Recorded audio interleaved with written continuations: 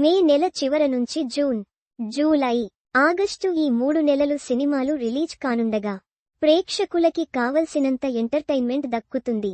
ముందుగా జూన్ 5న Kamal Haasan Thug Life release కి రెడీగా ఉంది.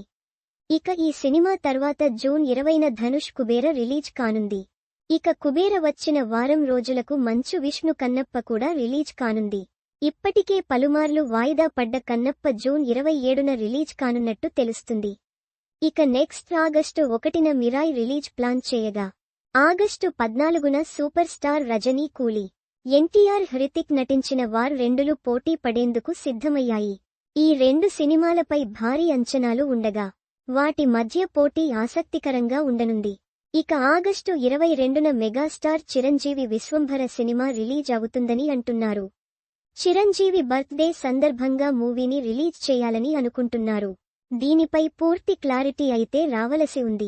ఇక సెప్టెంబర్ 5న శివ కార్తికేయన్ మదరాసి రిలీజ్ ఫిక్స్ చేయగా సెప్టెంబర్ చివర్లో దసరా సినిమాల సందడి మొదలు కానుంది. దసరాకి బాలయ్య అఖండ 2, సాయి తేజ్ సంబరాల ఏటిగట్టు వచ్చే ఛాన్స్ కనిపిస్తుంది.